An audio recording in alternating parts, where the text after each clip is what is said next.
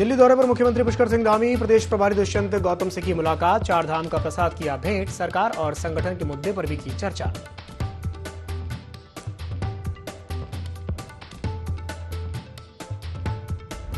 Police महानिदेशक अशोक कुमार ने किया केदारनाथ धाम का दौरा, धाम में तैनात पुलिसकर्मियों और श्रद्धालुओं से की मुलाकात, तीर्थयात्रियों से मौसम की जानकारी लेकर यात्रा करने की अपील।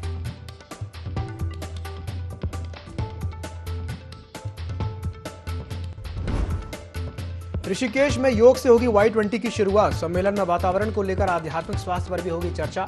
भारत समेत विभिन्न देशों के 150 से ज्यादा प्रतिनिधि होंगे शामिल।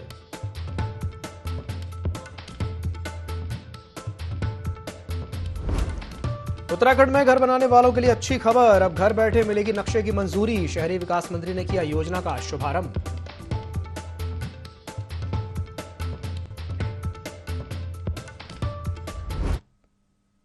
नमस्कार, देवभूमि लाइव में आप सभी का स्वागत है। मैं हूं आपके साथ दिव्यांशु जोशी। लक्सर में नए अपर जिला एवं सत्र न्यायाधीश का स्वागत समारोह आयोजित किया गया। लक्सर तहसील परिसर बार सभागार में एडवोकेट बार एसोसिएशन अधिवक्ता संगठन ने अल्मोड़ा जनपद से लक्सर स्थानांतरित हुए अपर जिला एवं सत्र न्यायाधीश अरविंद नाथ त्रिपाठी का स्वागत सम्मान समारोह कार्यक्रम का आयोजन किया।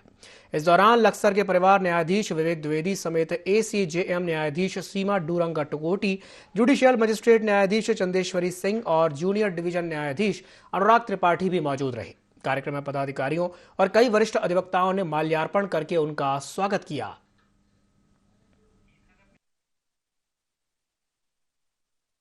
हमारे यहाँ परंपरा है स्वागत की। आज हमारे नए ADJ साहब अरविंद नाथ त्रिपाठी जी आए हैं। आज हमने बार ने उनका स्वागत करा है और बहुत ही अच्छा रिस्पांस मिला है। और हमारे नए ADJ साहब अल्मोड़ा से आए हैं और यहाँ पर आज ही उन्होंने ज्वाइनिंग लिया है और बहुत ही अच्छा उनका प्रोग्राम रहा है और हमें बहुत ही अच्छा लगा उनके विचार सुन के। और हम भी बार की तरफ से भी उन्हें कोई ऐसी शिकायत नहीं मिलेगी और पूरा सहयोग मिलेगा। तो बस मैं यही प्रार्थना करता हूँ कि हमारी इसी प्रकार ये प्रोग्राम चलता रहे और हमारे ADJ साहब भी इसी प्रकार अच्छा कार्य करें और उन्हीं ऐसे ही उनका प्रमोशन हो और यहाँ से जिला जज बन के। लालकुआं में रमेश कुमार को SC विभाग का कार्यकारी जिलाध्यक्ष नियुक्त किया गया है। जिलाध्यक्ष बनने पर कांग्रेस कार्यकर्ताओं ने फूल मालाओं से रमेश कुमार का स्वागत किया। नियुक्ति की घोषणा होते ही रमेश कुमार के घर पहुंचकर कार्यकर्ताओं ने उन्हें बधाई दी। इस सफलता पर रमेश कुमार का कहना है कि पार्टी ने उन्हें यह जिम्मेदारी दी है, इसके लिए वो शीर्ष नेतृत्व के आभारी हैं। पार्टी के कार्यकर्ताओं को एक करना और आने वाले चुनाव में बेहतर प्रदर्शन करना ही उनकी प्राथमिकता रहेगी।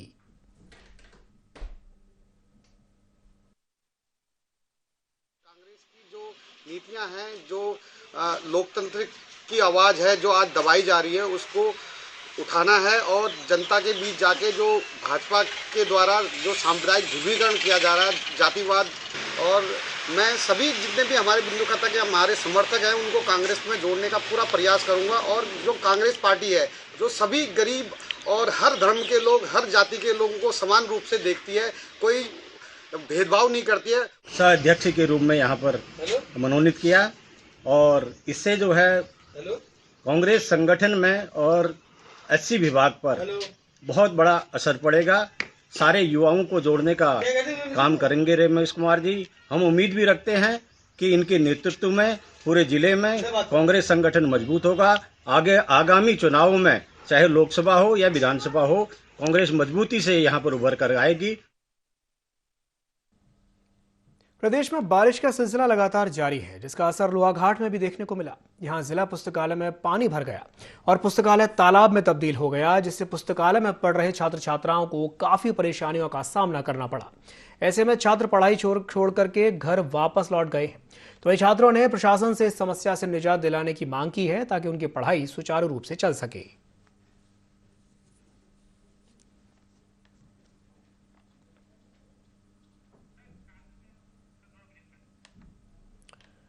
तो भारी बारिश ने छात्र छात्राओं की परेशानी को बढ़ा दिया है। लोहाघाट में लाइब्रेरी में ही पानी भर गया, लाइब्रेरी तालाब में तब्दील हो गई। इसके चलते छात्र छात्राओं को वहां बैठकर के पढ़ाई करने में खासी दिक्कतों का सामना करना पड़ रहा है। छात्र छात्राओं ने प्रशासन से गुहार लगाई है कि इस समस्या से जल्द निजात दिलाई जाए ताकि उनकी जो पढ़ाई लिखाई है वो सुचारू रूप से चल सके। पुस्तकालय में पानी भरना कहीं ना कहीं निश्चित रूप से छात्र छात्राओं के लिए काफ़ी दिक्कत वाली बात है। उनको परेशानियों का सामना करना पड़ रहा है, उनकी पढ़ाई प्रभावित हो रही है। लाइब्रेरी में जिस तरीके से पानी भर गया है उसके चलते छात्र छात्राओं को काफ़ी परेशानी हो रही है।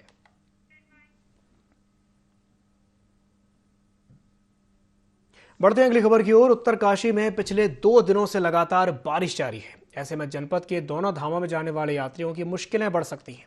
यात्रियों की सुरक्षा के लिए जिलाधिकारी अभिषेक रुहेला ने गंगोत्री और यमुनोत्री धाम में आने वाले यात्रियों के लिए एडवाइजरी जारी की है। आपको बता दें कि उत्तराखंड में मौसम विभाग ने अगले 2 दिन और बारिश की संभावना जताई है। ऐसे में जिला प्रशासन यात्रियों की सुविधा के लिए हर संभव प्रयास कर रहा है।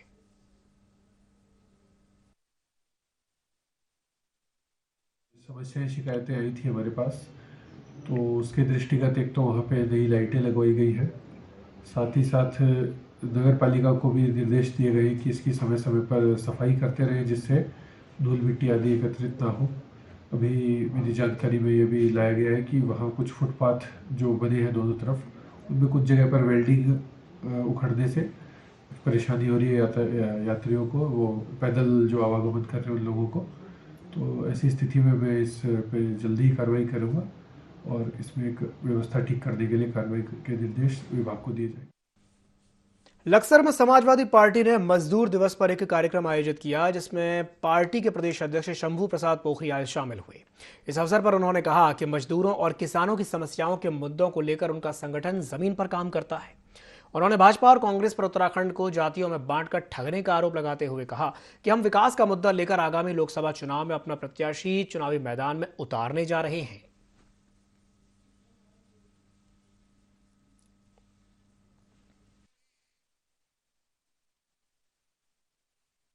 समाजवादी पार्टी की बात है, हम लोग समाजवादी लोग जमीनी स्तर पर काम कर रहे हैं। किसानों की समस्या हो, मजदूरों की समस्या हो और उत्तराखंड में समाज की समस्या, उसको लेके हम लोगों के बीच में जा रहे हैं। और रही बात भाजपा और कांग्रेस की, उन्होंने उत्तराखंड में लोगों को ठगने का काम किया और विशेषकर उन्होंने लोगों को अलग अलग जातियों में बांटा है और हिंदू मुस्लिम का भी उनका मुख्य एजेंडा है। हम सभी को साथ लेके काम कर रहे हैं। जोशीमठ में तहसील दिवस पर जनप्रतिनिधियों और फरियादियों की अनुपस्थिति के चलते तहसील दिवस में एक भी शिकायत दर्ज नहीं हो सकी है। हालांकि बैठक में अधिकतर विभागों के अधिकारी और प्रतिनिधि मौजूद रहे। बावजूद इसके ब्लॉक सभागार में अधिकतर कुर्सियां खाली नजर आईं और बिना जनप्रतिनिधियों के आयोजित इस तहसील दिवस में महज 1 घंटे में ही बैठक समाप्त हो गई।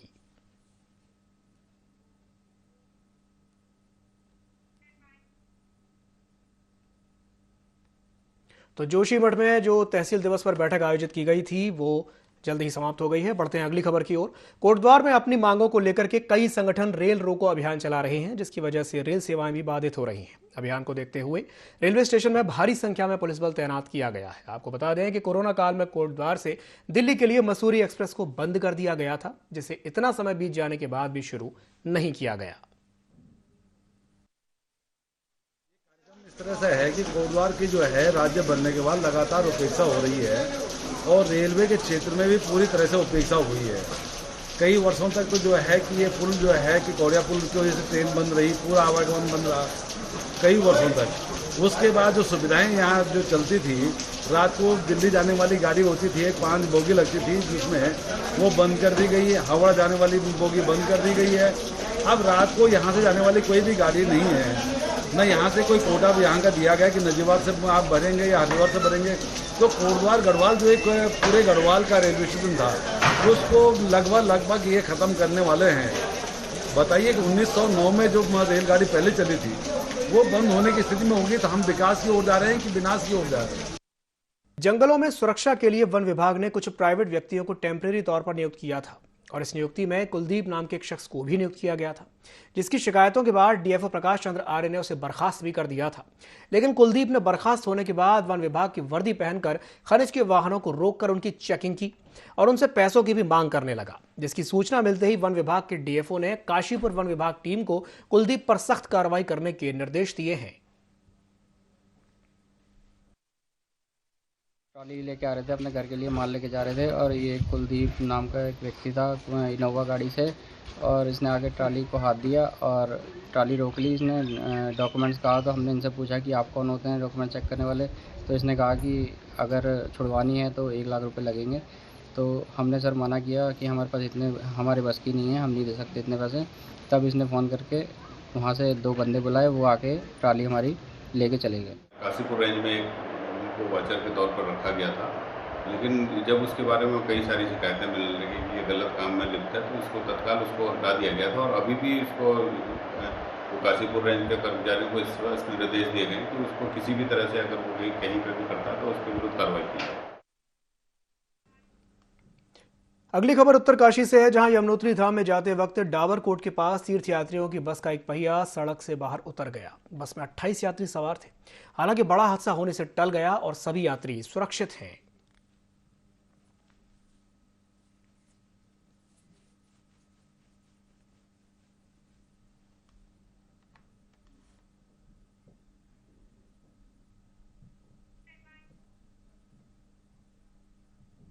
देहरादून पुलिस ने 1 साल से फरार चल रहे 25,000 रुपए के इनामी बदमाश को गिरफ्तार किया है। इस पर प्रेमनगर थाना क्षेत्र में मुकदमा पंजीकृत किया गया था। इस आरोपी पर पीएफ का पैसा गबन करने का आरोप था। आरोपी को दिल्ली से गिरफ्तार किया गया है।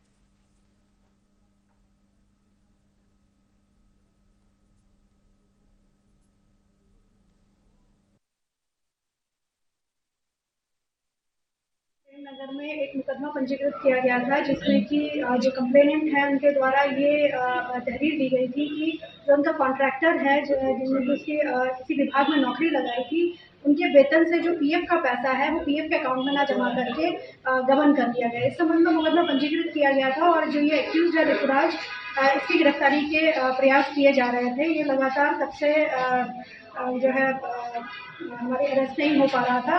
प्रेमनगर की टीम द्वारा जो है अथक प्रयास करते हुए इसको जो है अरेस्टिंग की गई है। दिल्ली से इसकी अरेस्टिंग की गई है और एक्यूज पर लगभग 25,000 का इनाम था। ये इनामी जो अभियुक्त है ये हमारे द्वारा गिरफ्तार किया। G20 सम्मेलन की अध्यक्षता इस बार भारत में की जा रही है। उत्तराखंड में G20 सम्मेलन के तहत U20 सम्मेलन आयोजित किया जा रहा है। U20 समिट G20 का ही एक पार्ट है। इस बार इसके माध्यम से युवाओं को अंतर्राष्ट्रीय स्तर पर हेल्थ बीइंग और स्पोर्ट्स के लिए सजग रहने के लिए आपसी विचार विमर्श का अवसर मिलेगा। आपको बता दें कि एम्स ऋषिकेश में कार्यक्रम का आयोजन होगा। इस समिट में न केवल उत्तराखंड के युवा बल्कि G20 देशों से आने वाले विभिन्न युवा लीडर अपने विचार साझा करेंगे।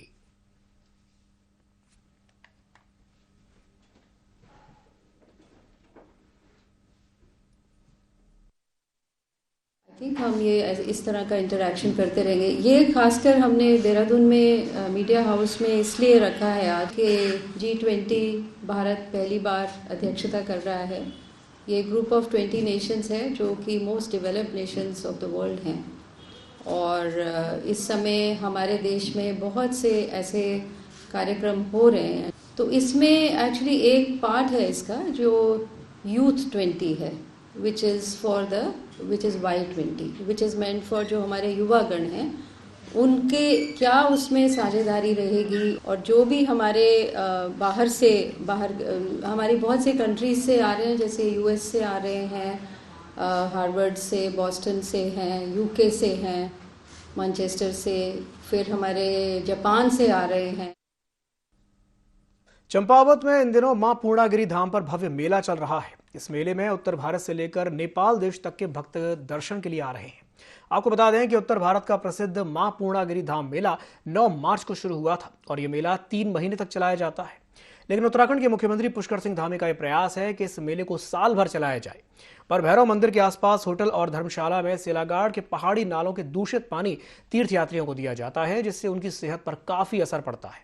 तो वहीं इसकी सूचना जब प्रशासन को लगी तो मौके पर पहुंची पुलिस ने जांच की और इसकी रिपोर्ट जिला अधिकारी को दी है। एक गदेरा है जिसकी शिकायत आई थी कि गदेरे में जो लीकेज है पानी के सीवेज, इसका जो गंदा पानी है वो उस गदेरे में जाता है। वहाँ से लोग उस पानी को उठाते पीने के लिए यूज करते। तो मेरे द्वारा उसमें तहसीलदार पूर्णागिरी से जांच कराई और तहसीलदार के साथ जो वहाँ के थाना अध्यक्ष है भैरव मंदिर को भी साथ गए। तो दोनों की रिपोर्ट में है कि जो धर्मशालाएं आसपास की है उनका सीवरेज का पानी उस गदेरे में आता है, जिसको जो स्थानीय आम जन जो है यूज करते हैं। तो इन 12 धर्मशालाएं ये थी, इनको मेरे द्वारा जो है नोटिस इशू किए गए हैं। पुलिस महानिदेशक अशोक कुमार ने केदारनाथ धाम का निरीक्षण किया। इस दौरान उन्होंने केदारनाथ धाम में तैनात पुलिसकर्मी और श्रद्धालुओं से मुलाकात की। तो वहीं डीजीपी ने तीर्थयात्रियों से अपील की कि मौसम विभाग के अलर्ट को देखते हुए ही अपनी यात्रा का प्लान तैयार करें। साथ ही बुजुर्ग और हार्ट के मरीजों को भी अधिक प्रिकॉशन के साथ यात्रा करने का आग्रह किया।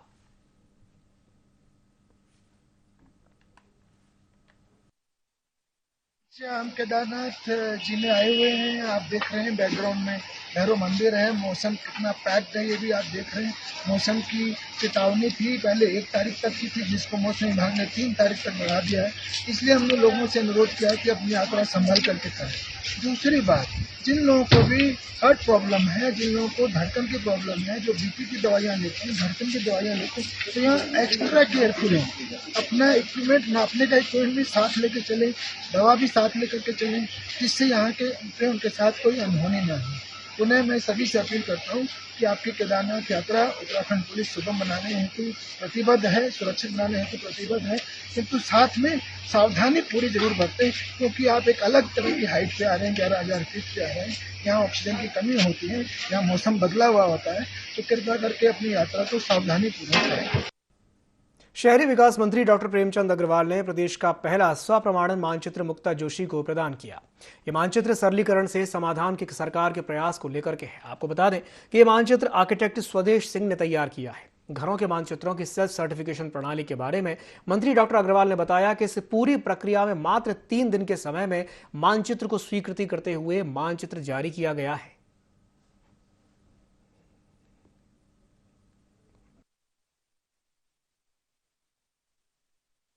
ऐसा कहता हूँ, हमने अपने राज्य में शुरुआत की है। अन्य राज्यों का हालांकि मुझे भी बहुत सारी जानकारी नहीं है, लेकिन मैं कह सकता हूँ कि हमने अपने राज्य में इसकी शुरुआत की है और आज उसको पहला नक्शा हम दे रहे हैं।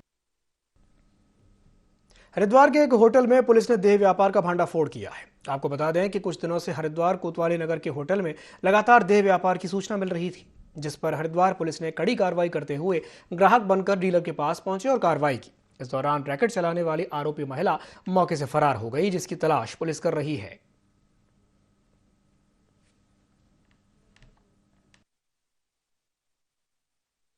शिकायत मिल रही थी कि यहाँ पर कुछ लोग होटल जो है लीज पर लेकर बाहर के लोग आके हैं और लीज पर होटल लिया हुआ, और जहाँ पर कुछ अनैतिक एक्टिविटी चल रही है, इसको देखते हुए एसपी सिटी और सीओ सिटी के नेतृत्व में एक टीम बनाई गई थी जो गोपनीय रूप से ऐसे होटलों की जांच कर रही थी जहाँ पर इस तरह की संदिग्ध गतिविधियाँ पाई जा रही थी।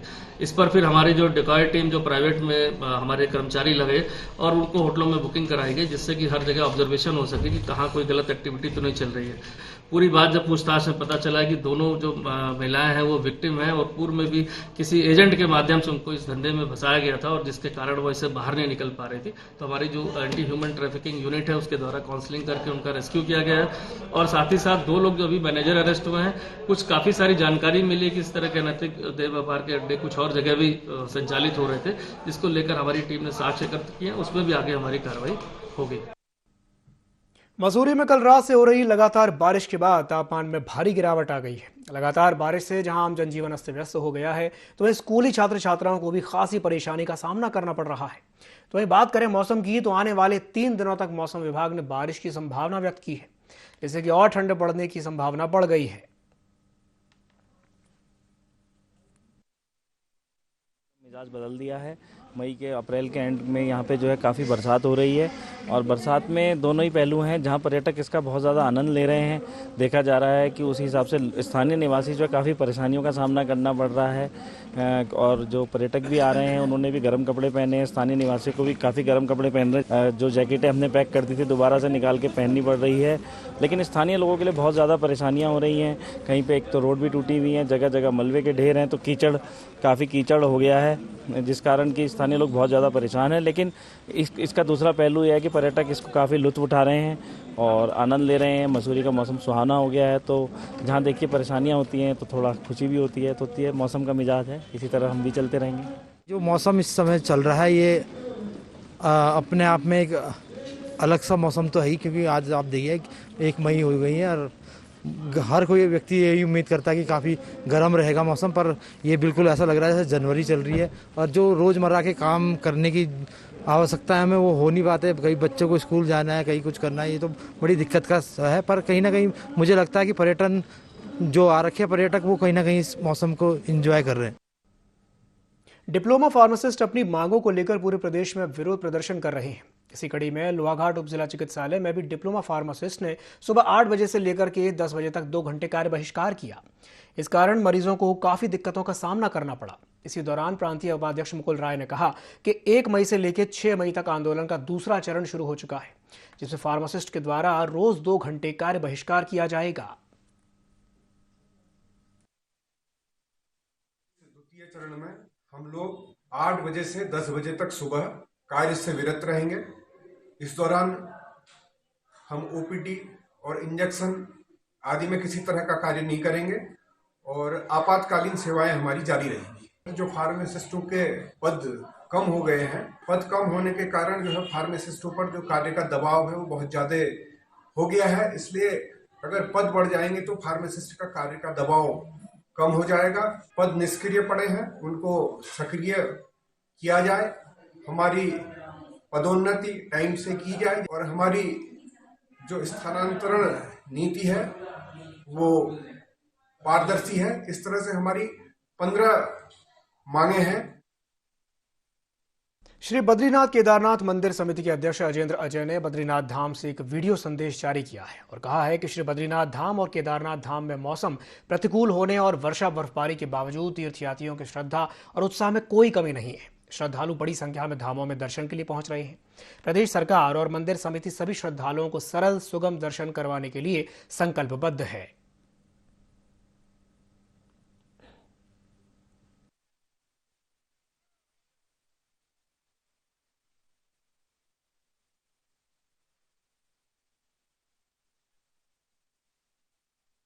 काफ़ी दिनों से मौसम प्रतिकूल बना हुआ है, लगातार वर्षा और बर्फबारी हो रही है, लेकिन इसके बावजूद श्रद्धालुओं तीर्थयात्रियों की श्रद्धा और आस्था में किसी प्रकार की कोई कमी नहीं दिखाई दे रही है। श्रद्धालु बड़े उत्साहित नजर आ रहे हैं। प्रदेश सरकार के स्तर से, बद्रीनाथ केदारनाथ मंदिर समिति के स्तर से श्रद्धालुओं के सुगम और सरल दर्शन व्यवस्था के लेकर के सभी प्रयास सुनिश्चित किए जा रहे हैं और इसके साथ ही जो लोग किसी प्रकार की स्वास्थ्य संबंधी समस्याओं से जूझ रहे हैं उनको अपने डॉक्टर से सलाह इत्यादि लेनी चाहिए और प्रदेश सरकार के स्तर से जो हेल्थ एडवाइजरी जारी की गई है उसका अनुपालन सुनिश्चित करके ही वो यात्रा का कार्यक्रम बनाएं तो उन्हें किसी प्रकार की कोई कठिनाई नहीं हो। इसी के साथ बुलेटिन में फिलहाल के लिए इतना ही। दीजिए इजाजत। नमस्कार।